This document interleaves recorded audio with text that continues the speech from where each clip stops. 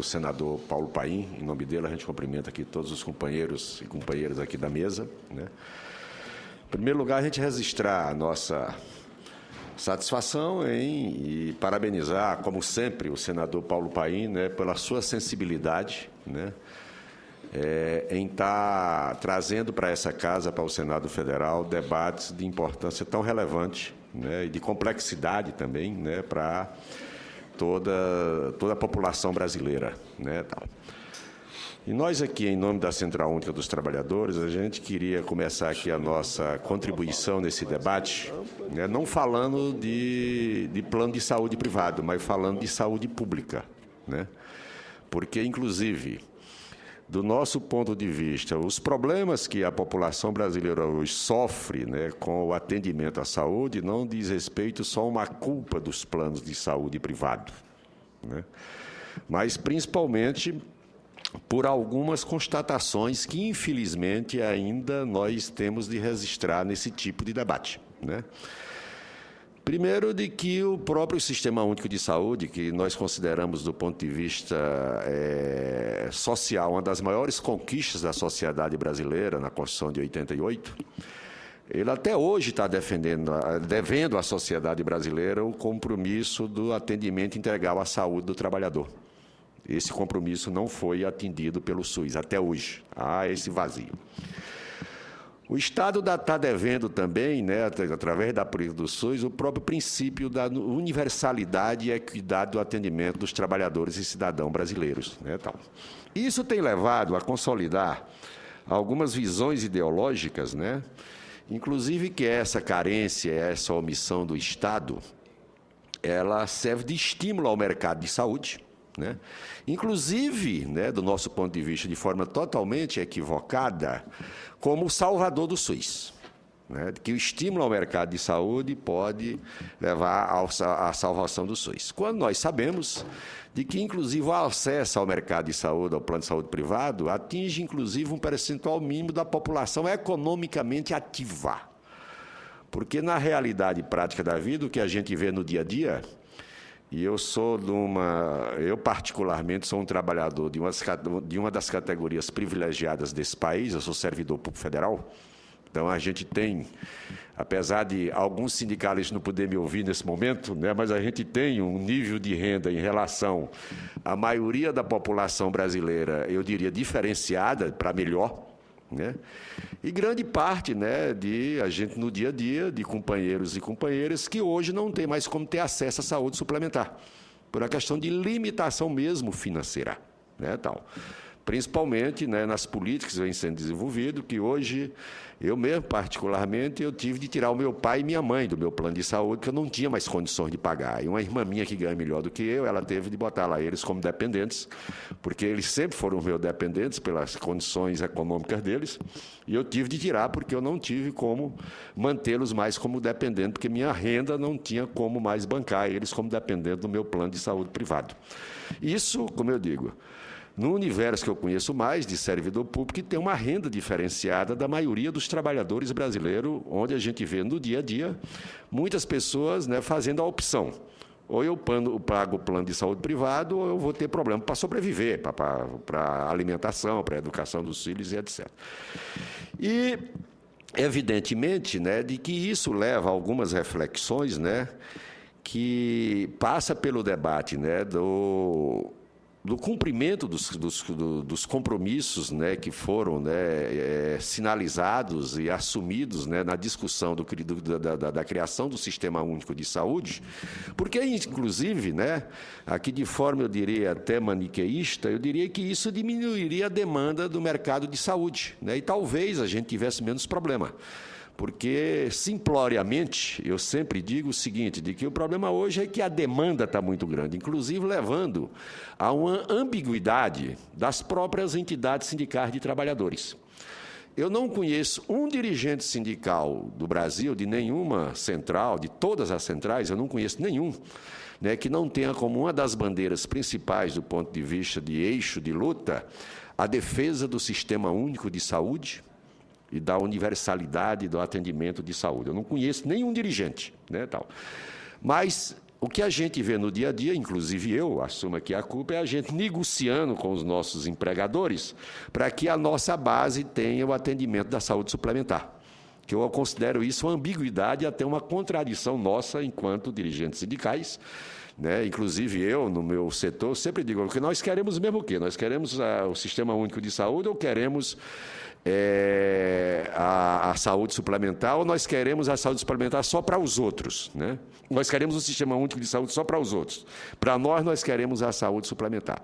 Então, isso levou a um nível de demanda muito grande que eu diria que por falta, inclusive, porque é muito incipiente, né, a própria regulação do Estado em relação ao atendimento da saúde suplementar através do mercado de saúde, né, há uma demanda muito maior, muito grande, né, que levou, inclusive, a estrangular os próprios sistemas. Outro dia, não vou citar aqui por questões éticas, né, tal, mas eu posso dizer a profissão, o meu cardiologista, né, tal, a gente conversando sobre isso, né, recentemente, e ele dizia, Pedro, em Brasília, o próprio atendimento de saúde suplementar ele está estrangulado, porque ele me passou lá uns exames, né, tal, e eu teve exame que me marcaram com 1 mês e meio, né, tal, 1 mês e meio, né, e eu reclamei, né, de, poxa, eu estou aqui com um plano de saúde privado, que eu tenho um plano de saúde privado, né, tal, em 1 mês e meio, aí eu fiquei imaginando o companheiro do SUS, né, que está lá, dependendo do SUS, quantos meses são, né?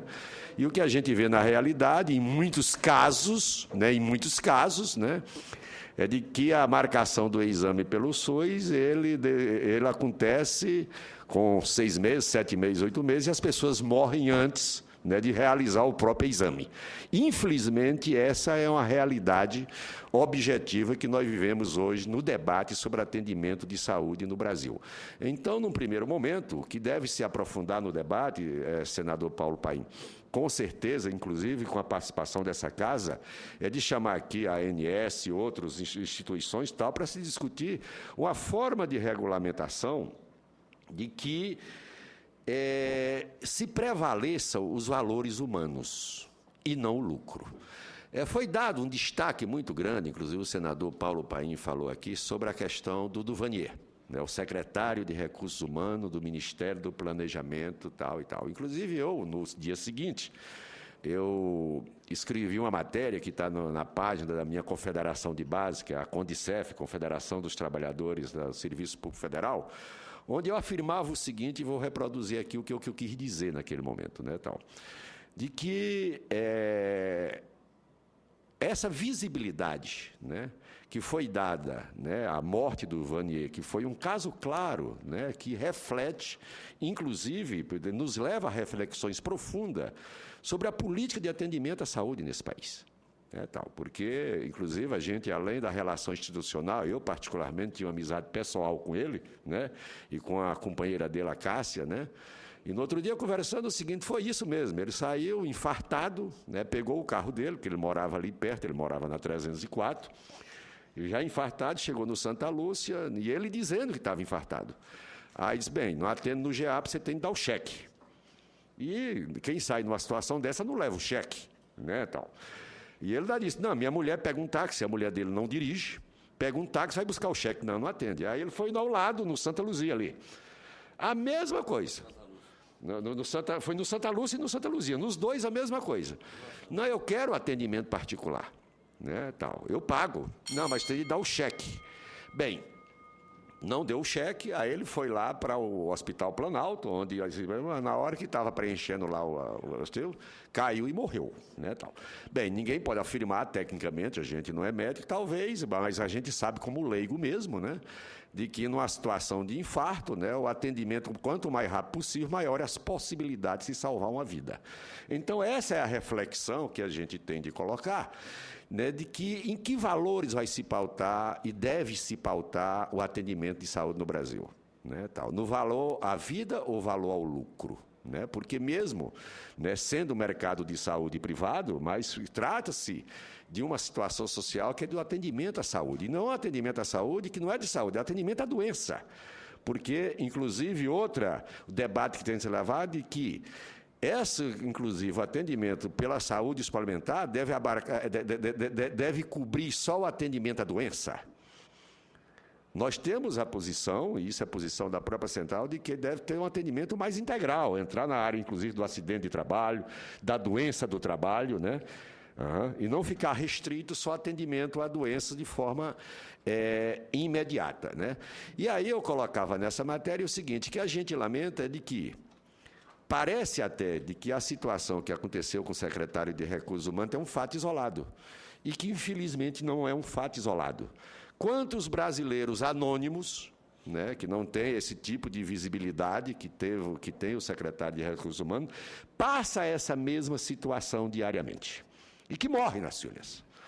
E aí eu gosto sempre, né, de exemplificar com fatos da vida real que a gente passa. Eu, em 2005, particularmente, eu estava numa madrugada no interior do Rio Grande do Norte, meus filhos moram no Piauí, eu sou do Piauí, e minha filha me liga 3 horas da manhã que meu filho tinha sofrido um acidente de moto e que tinha um problema sério na mão.